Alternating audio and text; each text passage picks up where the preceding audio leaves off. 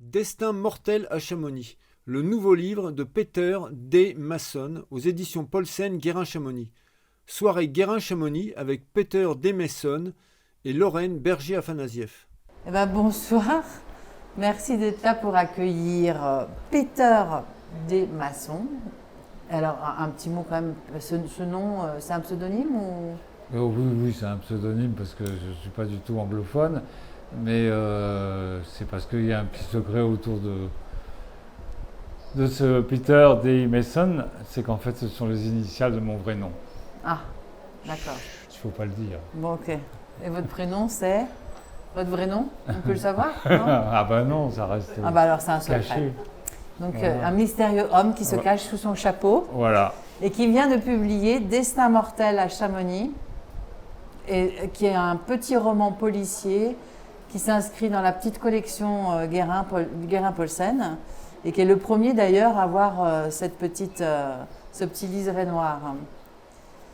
Alors, un petit mot pour vous présenter, à part, bon, vous êtes un homme mystérieux et secret, mais... Alors un mot pour me présenter, c'est-à-dire que maintenant avec mon grand âge, ça va être long parce qu'il s'est passé beaucoup de choses.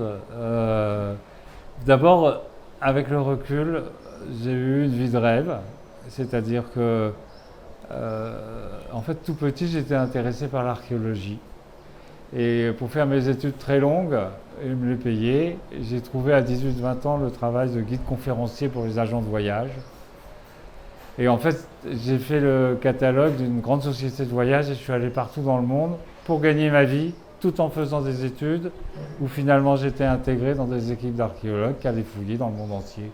Donc en fait, pendant Génial. près de 20 ans de ma vie, je voyageais tout le temps. Voilà. Et vous étiez spécialisé en quoi? Alors, mes études, je suis préhistorien, en fait, derrière tout ça. Et j'étais finalement engagé par une grande collectivité, la région Île-de-France, et j'ai été détaché à l'UNESCO. J'ai travaillé très longtemps au Proche-Orient. Voilà. Et puis après, il s'est passé une petite coupure dans cette carrière. Et j'ai arrêté l'archéologie professionnelle. Alors, je ne veux pas rentrer là-dedans parce que ça sont des raisons personnelles, enfin plutôt professionnelles en fait, si vous voulez, qui m'ont fait arrêter. Et j'ai voulu faire un magazine d'archéologie à la télévision, je n'y suis pas arrivé. Et puis ça m'a conduit à rechercher un autre travail parce que c'était important. Et finalement, j'ai géré, enfin je me suis occupé de la librairie des Alpes à Paris pendant une dizaine d'années, ce qui fait que la connaissance de la montagne, c'est par les livres surtout que je l'ai. Voilà. Et oui, donc tout ça... Vraiment en lisant les livres de tous les auteurs de montagne. Voilà. Ben, vous n'êtes pas le seul, hein. On en connaît un autre, c'est un de nos auteurs comme ça, qui n'a jamais fait de montagne et qui connaissait absolument pas la montagne. C'est Thomas Venin, qui a écrit sur la montagne. Vous le connaissez aussi, hein, voilà. Et ça fait bien rire d'ailleurs les alpinistes parce qu'il se permet d'être irrévérencieux. Mais vous aussi. Oui, d'autant plus que moi, dans ce roman, par exemple, je dépasse les règles de l'alpinisme. Oui, ah ouais. Alors là, on peut le dire. Hein. Parce qu'en général, on parle des grandes catastrophes en montagne, des accidents. Mais vous les provoquez. Voilà. Parce qu'en fait, ce Destin mortel à Chamonix, donc il y a un S à destin, c'est s'il y a des gens qui vont mourir, en fait, on va raconter un petit peu. Enfin, c'est une histoire d'un tueur à gages, on peut le dire quand même en 2 mots. Et oui, puis, mais un tueur à gages particulier. Très moral et qui fait ça. C'est pas un choix dans sa vie. Non, et ça arrive par hasard. Voilà. Ah ouais. C'est ce côté. Il hérite en fait il a un père qui est juge d'instruction. Mais je vais lire un petit passage. Voilà. On va commencer déjà parce que le bouquin, en fait, c'est écrit à la première personne. Je me nomme Gabriel Santonini et j'ai 28 ans. Je suis un tueur à gages, un homme payé au contrat pour tuer d'autres hommes. Un métier, si l'on peut dire, en apparence pas très honorable, mais en tout cas, je vous le garantis, un job risqué et pas facile tous les jours. Jusqu'à présent, tout allait bien. Mais voilà, patatras, je rencontre le grand amour, celui qui vous subjugue, la femme de ma vie, au moment le plus dramatique de mon expérience professionnelle. C'est terrible, j'ai fait une énorme connerie et mauvais hasard, j'en paye un prix exorbitant. Donc là, c'est vraiment le tout début. Donc vous écrivez donc Gabriel Santonini. Vous mettez dans la peau de ce personnage. Exactement. Je me suis investi dans ce personnage. Donc là, on va découvrir en fait les raisons qui m'ont conduit à devenir un tueur à gages s'enracinent dans le mystère de mes origines, ma jeunesse, l'amour de mon père et un besoin impérieux de justice pour vivre. Je suis devenu en effet un tueur justicier, le moins mauvais dans cette catégorie de psychopathe. Un personnage que vous trouverez plutôt traditionnellement dans les romans policiers, mais là, dans la vraie vie, c'est moi. Quand même, tout de suite, paf, c'est la vraie vie, quoi. Non, vous n'êtes pas dans un roman. Mais effectivement, enfin moi personnellement, ma source d'inspiration dans l'écriture, c'est que la question des origines, d'ailleurs, si j'étais archéologue avant dans ma vie, c'est à mon avis, ça a cette raison, est quelque chose de récurrent dans toutes mes écritures. Ouais. Voilà. Ah bah là, on sent... Alors bon, déjà, le personnage donc, revient un petit peu sur ses origines, enfin ce qu'il en sait, parce qu'on va au fur et à mesure des pages découvrir qu'il ne sait pas tout. J'ai été aimé, élevé et éduqué en fils unique par un père veuf, resté célibataire, qui était juge d'instruction à Grenoble, Yves Santonini. Mon père était un homme solitaire, petit, au corps sec. Il avait hérité de ce physique noueux propre aux gens de la montagne, un grimpeur né, qui s'échappait de son laborieux et sinistre travail de magistrat par le biais de courses en haute montagne, car ce métier de juge d'instruction n'est pas une sinécure. Sa passion pour l'alpinisme ne l'a jamais quitté. Je crois bien qu'il m'a initié à ce sport dès que j'ai su mettre un pied devant l'autre. En bon bipède qui aimait grimper aux arbres, j'ai pris goût au plaisir de l'effort et de l'escalade, mais surtout, je me suis solidement construit intérieurement à travers toutes ces heures partagées avec lui pour vaincre les sommets alpins dans la sueur et la peur. L'alpinisme a été l'école de mon mental. On était une bonne paire. J'étais donc un gosse sportif et j'ai grandi sans histoire, en suivant une scolarité sans accroc, ce qui m'a conduit à entreprendre de sérieuses études supérieures à la fac de Grenoble dans le développement et les applications de nouvelles technologies numériques et d'Internet. J'ai toujours été fascinée par ce domaine. Alors, c'est un jeune homme comme il y en a souvent, hein, ouais. De son temps. Ben, oui, mais qui vient de la montagne, là. Il vient de la montagne, ce jeune homme. Il vient de la montagne, voilà. Il a été éduqué dans la pratique de l'alpinisme. Son caractère est forgé dans l'effort. Dans l'effort, et voilà, exactement. Donc ça lui crée un certain mental et une structure. C'est ça, c'est-à-dire que ça lui donne un caractère très affirmé. Il n'a pas peur de s'engager. Oui, comme tous les alpinistes. Enfin, c'est ce que vous en avez lu en tout cas.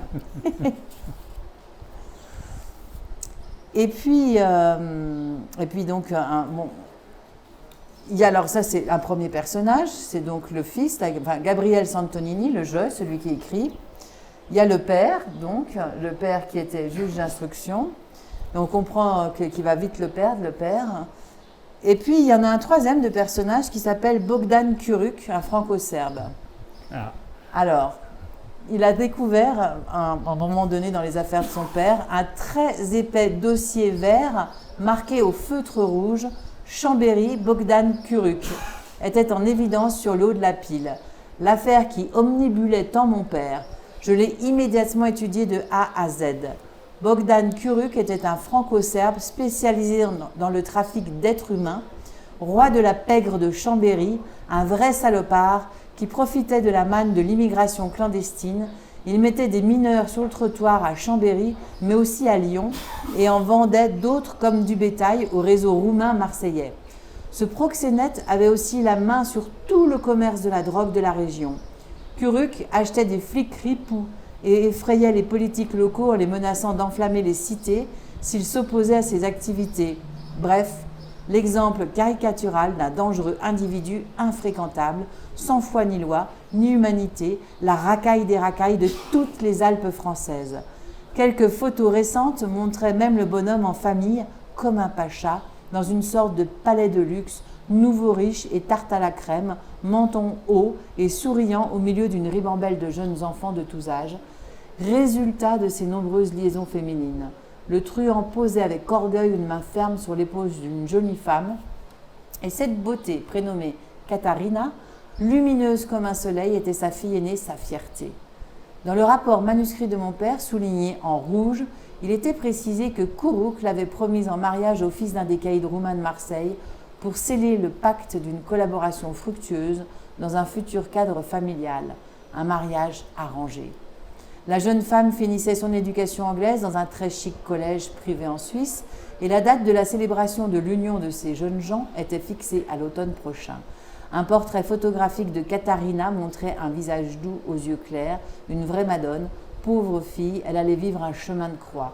Les truands aiment que leurs femmes soient bien éduquées et instruites. C'est le truc par lequel ils veulent se racheter de tous les crimes qu'ils commettent. Alors, dites donc, ce Bogdan Gourouk, là vous l'avez inventé. Oh bah oui, Pourtant, c'est pas moi. C'est pas vous. C'est le troisième personnage, et avec Katharina la quatrième, mais surtout ce Bogdan Gourouk, on a quand même l'impression qu'il existe, parce que quand on lit dans les journaux les faits divers à Chambéry, il y a quand même une sacrée mafia, hein, non ? Oui, moi j'aime bien les casinos, et d'ailleurs et Chambéry, c'est une ville quand même. Maintenant ça s'est un petit peu calmé, mais c'était une ville très un peu malfamée il y a une trentaine d'années. Il y avait des sombres histoires à Chambéry. Donc c'est pour ça que je crois que dans le livre il finit par racheter le casino de Chambéry. Et ouais. Et puis donc avec. Mais en même temps, c'est vrai que ces histoires de trafic humain, de la pègre, de la drogue, enfin bon, franco-serbe, bon, on imagine tout à fait que ça puisse exister, ce genre de personnage dans les Alpes. Je sais pas. Il y a quand même une plaque tournante, il y a quand même la Suisse, l'Italie. Objectivement, on n'en sait rien. J'ai pas été. C'est mon imagination, j'ai jamais fréquenté. Non, mais vous le avez milieu. Découper des coupures de presse ou... Oui, je suis informé comme tout le monde, quoi. Voilà. Non, promis. J'ai pas de jointure, j'ai pas de correspondance précise. Donc en fait, on vous raconte pas tout le livre, hein, parce que franchement, mais il est très chouette, mais c'est juste une mise en bouche, une envie de le découvrir. Donc ce jeune homme, ce Gabriel Santonini, on le découvre au moment où il perd son père. Voilà. Il est dans le deuil de son père. Voilà. Et chose importante, c'est qu'il a perdu sa mère à sa naissance. À sa naissance, voilà. Donc il n'a jamais connu sa mère. Voilà. Et donc finalement un double deuil, c'est la perte de son père et le rappel de la disparition de sa mère à sa naissance. Voilà. Ouais. Ça, c'est un lourd fardeau pour lui. Il se retrouve orphelin. Au moment où il perd sa mère en même temps. Et donc il fouille dans les affaires de son père, c'est là où il découvre cette histoire de Bogdan Gourouk, qui finalement, on se demande si le cancer n'est pas provoqué par l'acharnement du père dans ses affaires. Ce qui est important de préciser, c'est que son père a toute sa vie en tant que juge d'instruction a essayé de coincer cet épouvantable bandit depuis toujours, et qu'en fait il va décéder sans y arriver. Voilà. Et que donc là son père va, même dans ses derniers instants, va être dans une rage à l'hôpital terrible, parce qu'en fait, il n'est pas arrivé à coincer cet épouvantable personnage. Voilà. C'est très important, parce que c'est là où Gabriel va reprendre le flambeau. Voilà, exactement, en justicier. Et puis, il y a un document administratif qui trouve de la mairie des Déserts. Donc, les Déserts, c'est un petit village de montagne au-dessus de Chambéry. Vous le connaissez bien, j'imagine. Au pied du massif des Bauges, attira mon attention. C'était un extrait de naissance à mon nom. Je fronçais les sourcils d'étonnement. Il indiquait père Yves Santonini, ok, et mère inconnue. Mon Dieu, mon sang se glaça. Mère inconnue, ça veut dire quoi? Dans toute ma famille de taiseux alpins, il avait toujours été dit que ma mère, Natacha de son prénom, était morte en couche à ma naissance. C'était un sujet de conversation très exceptionnellement abordé. En vérité, je n'ai aucun souvenir d'une quelconque discussion sur le sort de ma mère et je n'avais jamais osé poser de questions. Déjà naître en faisant mourir celle qui vous met au monde, la croix est lourde à porter. Mais mère inconnue, Comment c'était possible un truc pareil? Pas un accouchement sous X, puisque j'avais un père déclaré qui connaissait nécessairement l'identité de ma mère. Sur cet extrait de naissance, j'étais née à l'ancienne ferme de repère du Aurevar, près de la Fécla, et pas dans une maternité de Chambéry comme je le croyais. J'étais très troublée. Par ailleurs, le culte des morts n'étant pas une pratique familiale habituelle, mon père ne m'avait jamais emmené me recueillir sur la tombe de ma mère. En y réfléchissant, je prenais conscience qu'il m'avait précisément toujours emmené grimper en montagne le jour de la fête des mères. Et il n'y avait aucune photo de ma mère, ni dans ce dossier, ni dans cette maison. Ça aussi, cette absence d'image de ma mère était un tabou absolu qui n'avait jamais été abordé entre lui et moi. Incompréhensible, imbroglio, quel tsunami, mère inconnue. On ne va pas dévoiler comment... Non, non, mais il se pose plein de questions, quoi. Il se dit... il est très chargé sur la question de ses origines. Ah voilà. bah oui. Et là, dans ce double deuil, mon personnage est obligé d'affronter en fait quelque chose d'incompréhensible et qui va le conduire à prendre des décisions importantes. Ouais. Ouais. D'autant plus que quand arrive le testament, la lecture du testament, la réunion se passe calmement, sans coup de théâtre, car le notaire ne lit pas le même extrait de naissance que celui que j'avais découvert.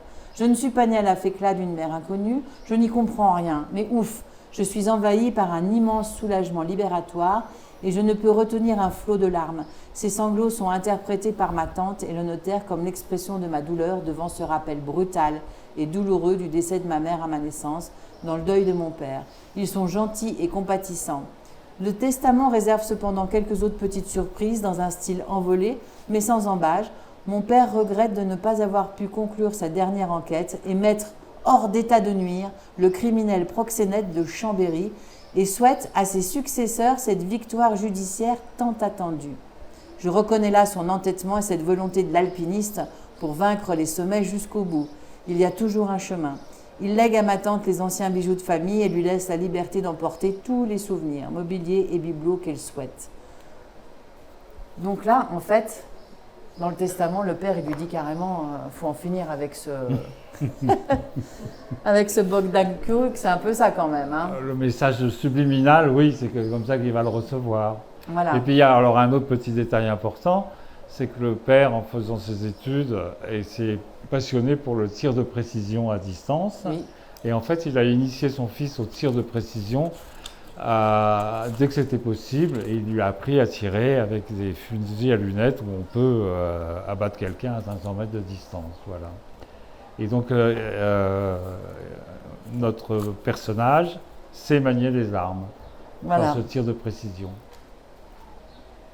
Et il va y avoir un concours de circonstances, alors heureux ou malheureux. Moi, je trouve que c'est plutôt heureux finalement, mais malheureux quand même parce que ça va être un peu difficile à assumer tout ça. Et un concours de circonstances qui va le conduire à devenir un tueur à gages, mais un tueur justicier, c'est-à-dire qu'en fait, il ne va prendre que des contrats où les personnes à abattre sont des personnes épouvantables. Et il n'aura pas de scrupules à les éliminer. Voilà. On peut dire qu'en fait, ça commence comme ça. C'est à ce moment précis que je suis tombée sur un article du Dauphiné Libéré qui parlait de Bogdan Kuruk. Le bandit avait racheté le casino de Chambéry. Carrément, le casino, l'enfoiré. J'étais scotchée. Dans le journal, Kuruk posait, souriait de toutes ses dents blanches de carnassier, fier comme un pape sur les marches de l'antique maison de jeu chambérienne. Un look à la Lino Ventura dans le rôle du méchant. Cette ordure gagnait sur tous les fronts et s'achetait maintenant une notoriété respectable locale. Une véritable insulte à mon pauvre père qui devait se retourner dans sa tombe. Je feuilletai à nouveau le dossier du coffre de mon père. L'idée saugrenue s'imposa instantanément devant le portrait de sa fille, Katharina, que Kuruk se préparait à marier de force à Marseille. Les comètes reviennent, c'est leur nature cyclique. Je retrouvais cette pensée folle qui m'avait échappé juste avant le décès de mon père à la première ouverture de son coffre. Je pris la décision délirante d'éliminer ce sale type, oui, de l'assassiner. M'en débarrasser pour offrir sa tête à mon père, qui avait passé la fin de sa vie à essayer de le mettre en prison, le supprimer pour sauver cette jeune femme d'un mariage arrangé et d'une vie cauchemardesque assurée, le tuer pour venger tous ces enfants qu'il avait torturés et mis sur le trottoir, pulvériser cette bactérie pour l'empêcher de développer ailleurs d'autres entreprises mafieuses et purger la société de ce monstre. Et pour moi, avec ce geste de dingue, j'espérais mettre un point final à mon troublant héritage familial et repartir sur de nouvelles bases. Enfin, je le croyais. On a envie de savoir la suite. Ah bah ouais. Ah bah ouais, on a envie de savoir la suite.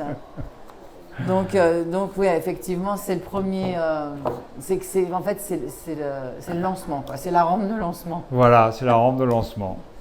Alors après, il y a un mécanisme qui se met en place où, quelque sorte,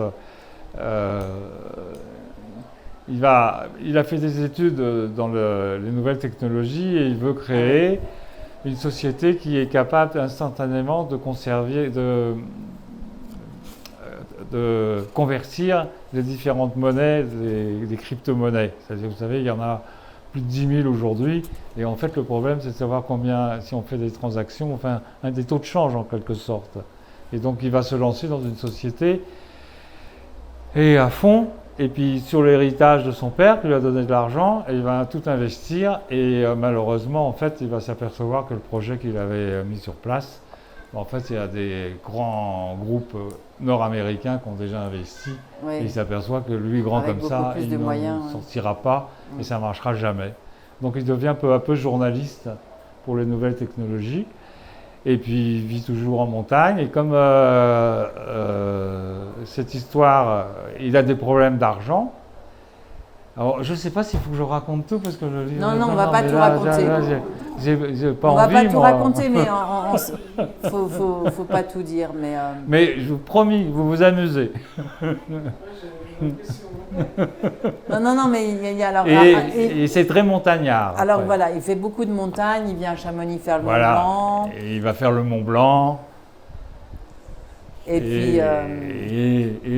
Et on s'arrête tout pour raconter. Non, on va là où on s'arrête. Donc il va faire le Mont Blanc. Il se promet d'aller s'acheter un appartement à Chamonix parce qu'il tombe amoureux de Chamonix en faisant le Mont Blanc. Et dès qu'il en aura les moyens, il veut s'acheter une garçonnière au milieu des plus belles montagnes pour rencontrer les plus belles filles, parce qu'il avait rencontré une fille en faisant le Mont Blanc, évidemment. Et il rentre à Grenoble le jour de l'anniversaire de la mort de Kourouk. Pas fait exprès, encore une drôle de hasard. Dans ma boîte aux lettres, très pleine, hélas, il n'y avait que... Oui, mais entre-temps, il faut dire qu'il a tué Kourouk, parce que là... Mais bon, on l'a compris, là, qu'il l'avait tué, puisqu'il a pris la décision. Non, mais on le comprend. Pas fait exprès, encore un drôle de hasard. Dans ma boîte aux lettres, très pleine, hélas, il n'y avait que des courriers épouvantables, des recommandés, des rappels, des factures à payer, des bilans de crédit. Pas des lettres d'amour, l'horreur, quoi. Je grimpais les escaliers 4x4 et sentir mon corps souple et remusclé me conforta. Je me demandais si j'allais recevoir cette fille, peu de chance puisqu'elle allait retrouver son mec à Paris. Il avait eu une petite aventure. À Chamonix, en voilà. Mont Blanc. Au pied de ma porte, déposé sur le paillasson, il y avait un paquet solidement enrobé d'adhésifs pour carton de déménagement avec mon nom dessus, écrit en majuscule à la main, avec un gros feutre noir et souligné 2 fois avec force, paquet nécessairement apporté par quelqu'un car non timbré. Bizarre. Voilà. Et ça, c'est un peu l'appel. Alors, je ne sais pas s'il faut dévoiler encore. On ne va pas développer. Mais... Ouais. Comment? La surprise, à la fin, il y a plein de surprises. Hein. Il y a plein de surprises. Donc, voilà, bizarre. En fait, il se rend compte quand même que l'économie des crypto-monnaies attire tout l'argent sale du monde. Le secteur se développait rapidement dans tous les sens et des affaires juteuses sans risque réel permettaient à des sommes colossales d'argent d'être blanchies à l'insu des institutionnels et des gouvernements. Imaginez un peu. On estime habituellement qu'un tiers de l'argent qui circule dans le monde est d'origine douteuse. Il y avait donc un potentiel énorme et beaucoup d'avenir. Un des premiers secteurs investis publiquement par ces crypto-monnaies fut le marché de l'art numérisé. Au refuge du Mont Blanc, il m'avait assommé de questions sur les blockchains et les NFT. J'aurais dû traduire l'acronyme Non-Fungible Token, mais la langue de Molière, et expliquer que ces jetons non fungibles étaient l'équivalent d'un titre de propriété dans le monde numérique. La prestigieuse maison Christie's venait de mettre en vente aux enchères publiques sa première œuvre numérique. Le succès avait fait la une des médias et enflammait les marchés. Concrètement, si ce mot a encore un sens ici, cela voulait dire que l'acheteur avait déboursé 50 millions de dollars en crypto-monnaie pour un code composé de 2 lignes de chiffres qui lui donnait un accès exclusif à une œuvre numérique qui était déjà reproduite un peu partout. On marchait sur la tête. Et c'est vrai ça. Ben oui, c'est vrai. Et c'est vrai qu'on marche sur la tête. Hein. Certains disaient que c'était un coup monté pour médiatiser les bitcoins et autres jetons, un monde de fous inimaginable il y a à peine quelques années. Donc ouais, vous êtes bien renseigné là-dessus aussi. Ah bah oui, mais j'ai pas investi. Donc en fait, ce garçon, il nage dans tout ça, quoi. Il nage dans la montagne. Je vais vous dire quelque chose de personnel dans cette histoire. Pourquoi? Parce qu'en fait, quand j'étais libraire à la librairie des Alpes, le voisin à côté, c'était un galeriste franco-libanais, très sympathique. Et comme moi, j'ai travaillé beaucoup au Moyen-Orient, au Liban, on avait beaucoup sympathisé. Et il m'a présenté ses 3 fils. Et ses 3 fils étaient traders à Londres. Ah bah oui. Voilà. Et ils étaient très sympas. Et c'était le tout début des crypto-monnaies. Et ils étaient très excités sur cette histoire. Et ils m'avaient proposé, et je ne l'ai pas fait, de mettre 1 000 € en crypto-monnaie dans le début. Et si j'avais mis ces 1 000 € aujourd'hui, là, je serais millionnaire en crypto-monnaie. Voilà. Mais en même temps, c'est... Mais je ne l'ai pas fait. Ouais. Mais je l'ai vu bien sûr. de mes propres yeux. Ben oui, Voilà. Donc vous l'avez vécu. Et le Mont Blanc, vous l'avez fait? Ah non, le Mont Blanc, je n'ai pas fait le Mont Blanc. Non, moi je ne suis pas alpiniste, moi. Si j'étais skieur quand j'étais jeune, oui. Mais pas la randonnée, oui, mais pas l'alpinisme. Et donc tout ça, enfin on ne va pas tout dévoiler, mais effectivement, franchement, il se lit en une journée. Enfin, on n'a pas envie de le quitter. Quand on le commence, on va au bout. Parce que c'est un côté très jouissif. On est tout avec lui, mais c'est vrai que la fin, alors là, le dénouement, il est incroyable. Ah, à la fin, on ne peut pas tout vous dire, mais c'est... la fin, c'est le début, hein, quand il dit... il va résoudre la question de ses origines. Je suis devenu en effet un tueur juste ici au début, le moins mauvais dans cette catégorie de psychopathe, puisque personne n'a de soupçon sur lui. Hein. De toute façon, il a une façon de tuer dans les Alpes merveilleuse. Oui, on l'aime bien. On a beaucoup d'empathie pour lui. Voilà. Un personnage que vous trouverez plutôt traditionnellement dans les romans policiers, voilà. Mais il a eu des... Voilà, il a des rencontres incroyables. En tout cas, j'espère que les lecteurs vont apprécier. Et j'espère que... Oui. Ça va, c'est pas des gros livres. C'est pas gros, ouais. Puis c'est bien écrit, c'est fluide quand même. Enfin, vous l'avez entendu. Vous en avez écrit d'autres avant? Alors, j'ai écrit d'autres livres avant, oui, mais pas chez Guérin, aux éditions du Mont Blanc avec Catherine Destivelle. Ah oui. Donc, en fait, il y a 2 livres qui ont été édités par Catherine. Et c'était quoi? C'est sur la montagne? Ah, oui, tout à fait. Des romans policiers en montagne aussi. Voilà. C'est un grand spécialiste. C'est bien, ça change. Donc, c'est un peu confus de faire la non, mais il n'y a pas de souci. Et puis en fait, j'en ai écrit encore un autre, mais là, ça n'a rien à voir, qui se passe dans le Périgord, dans les grottes ornées du Périgord. Est-ce que vous êtes de Chambéry? Non, pas du tout, mais j'ai vécu à Saint-Étienne-de-Cuines. Un petit village à l'époque qui était donc avant Saint-Jean-de-Maurienne et au fond de la vallée. J'ai vécu là un certain temps et donc je connais un petit peu la région grâce à ça. Et c'était l'époque où on ne pouvait pas ouvrir les fenêtres parce que ça sentait le pourri. Il y avait toutes les usines qui fonctionnaient encore à l'époque. Et c'était un autre monde. Maintenant, c'est devenu beaucoup plus propre et beaucoup plus sympathique. Mais à l'époque, c'était surtout, ça donnait du travail à beaucoup de personnes, mais c'était un autre monde. Donc j'ai vécu un petit peu là-bas, et là, je connais un peu la région grâce à ça. Et puis, comme j'ai fait des études d'archéologie, je suis venu souvent à Chambéry parce que j'avais des amis, enfin une amie surtout qui était conservatrice du musée de Chambéry. Voilà. Et donc du coup, j'ai appris beaucoup de choses sur Chambéry et la région.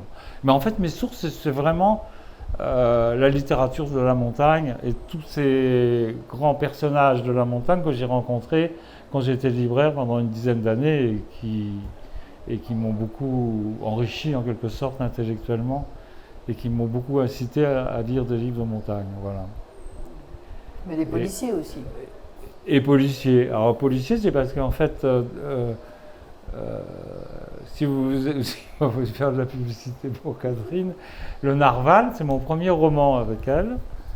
Ça s'appelle Le Narval, et c'est une histoire un petit peu vraie, et qui m'a inspiré le premier roman policier. Voilà. N'en dirai pas plus, parce que ce n'est pas l'objet de notre réunion. Bravo pour votre imagination. Comment ? Bravo pour votre imagination. Ben oui, alors en fait, d'écrire pour moi est devenu comme de respirer, c'est-à-dire que si j'écris pas mes 2-3, enfin, disons que je passe plusieurs heures tous les matins très tôt, si j'écris pas, il me manque quelque chose, voilà. Et là, je suis en manque. Vous écrivez pas là? Non, je suis entre 2 livres. Donc, je viens de finir un manuscrit, il est corrigé et tout, il sortira fin novembre. Et là, je sais ce que je veux faire maintenant, mais je ne suis pas, comment dire, dans les circonstances pour pouvoir m'asseoir et rester tranquille pendant au moins 3 mois d'affilée. Ah ouais. Voilà. C'est bien d'avoir un projet, ça permet d'avancer. Ah non, mais tout est là. Tout est là. Vous notez vos idées sur un carnet au fur et à Non. mesure que- Jamais. C'est toujours dans la tête. Jamais, et je vais vous dire quelque chose. Je pense qu'on a plusieurs cerveaux dans la tête, hein, et l'écriture, si vous voulez, enfin, ça cristallise en fait en quelque sorte des souvenirs imaginaires. En fait, c'est quand même un domaine. Enfin, dans mon cas précis, c'est pas un univers réel, mais qu'en fait, je pense, comme tout le monde, 1000 choses dans la journée. Je note pas. Il y en a qui notent, je sais, mais moi je note pas. Et je sais très bien que quand je suis devant le clavier, devant mon ordinateur, c'est là. Et je sais très bien que ça va revenir au moment où j'en ai besoin. Mais je suis incapable de vous dire ce que c'est, à l'avance. Donc il n'y a pas de plan quand. En fait, je vais vous donner un autre exemple. J'ai fait en archéologie, j'ai fait un énorme travail sur des bouts de silex qui étaient taillés il y a 12 000 ans. Et j'avais devant moi 12 000 bouts de silex étalés sur une immense table. Et comme le silex, ça se casse comme du verre, et qu'ils ont été taillés il y a 12 000 ans, et que c'était un échantillon très homogène, ça permet de reconstituer, si vous voulez, tous les fragments qui sont cassés. Mais c'est un puzzle incomplet. Donc c'est très intéressant parce que ça permet de comprendre comment ils avaient cassé les silex. Et ça est très intéressant parce que ça nous permet de voir ce qui manque. Et ce que les hommes ont emporté il y a 12 000 ans. Et donc j'ai fait ça pendant 1 an. Et j'y suis arrivé. Et je me suis rendu compte d'une chose, c'est que dans ce puzzle incomplet, totalement invraisemblable, c'est que quand je travaillais et que j'allais me coucher, il était 1h, 2h du matin, j'en pouvais plus.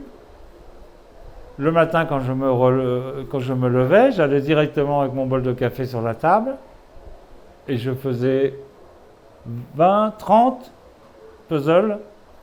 Mon cerveau, pendant la nuit, si vous voulez, avait continué à travailler. Et en fait, j'ai développé cette façon d'être. Et le rapport à l'écriture, j'ai un autre petit détail qui m'a... En fait, mon écriture manuscrite m'a toujours insupporté. Et puis, dans les années 90, quand je suis parti travailler pour l'UNESCO au Proche-Orient, il a fallu que je m'achète un ordinateur portable, parce que c'était obligé pour travailler. Et c'était les premiers, vous savez, les gros Mac un peu lourds, là. Et ça a été une libération pour moi, parce qu'en fait, je pouvais écrire sans voir mon écriture n'importe où. Et ça a été une libération. C'est-à-dire que je pouvais... En plus, la machine, elle garde tout, donc c'est génial. Parce que moi, je ne suis jamais très... plus, ouais. Voilà. Et donc, du coup, ça m'a vraiment débloqué. Et puis, dans ce Proche-Orient un peu bouleversé, pendant 3 ans de ma vie, si j'ai fait des rapports professionnels pour mon travail, en fait, je n'ai pas lu un roman et je n'ai lu que de la poésie. Et en fait, quand je suis rentré après en France, je me suis rendu compte que ça avait changé complètement mon esprit. C'est-à-dire qu'en fait, c'est une sorte d'autothérapie que je me suis fait. Et pendant 3 ans de ma vie, je n'ai lu que de la poésie. Et je lis tout. C'est-à-dire que je rentrais dans une boutique, j'achetais 5 livres de poésie, et puis j'étais très content. Et au lieu de lire un roman, je lisais que ça. Bon, on sent qu'il y a une belle écriture hein, quand même. Hein. C'est concis, c'est vif, c'est bien. Hein. Mais alors pour ce roman par exemple, vous n'aviez pas le plan? Non, Non, ça s'est fait au fur et à mesure. oui. Parce qu'au début, ça devait être un vrai policier noir, un truc dur, et ça finit un peu en drame loufoque. Un peu. Oui, mais je savais ce que j'allais faire, mais j'étais pas capable, j'aurais pas été capable de vous le raconter. Oui, d'accord. C'est au fur et à mesure. Je savais que c'était là, c'est tout. C'est-à-dire, si vous voulez, que c'était dans. Enfin, c'est vraiment comme ça que ça fonctionne pour moi. Alors, j'adore. Je suis heureux quand c'est comme ça. C'est vrai que ça ressemble à un Pulse. Mais je suis dans un monde complètement irréel et je plonge là-dedans et il peut se passer n'importe quoi autour de moi. Et dans cette période d'écriture, quand ça fonctionne, c'est un bonheur absolu. Bah, nous aussi, de le lire, c'est aussi un bonheur. Hein. Franchement, c'est un côté jouissif. En tout cas, je suis très content que... Ouais, voilà. Eh ben, merci bien. Merci à vous et merci aux éditions Guérin.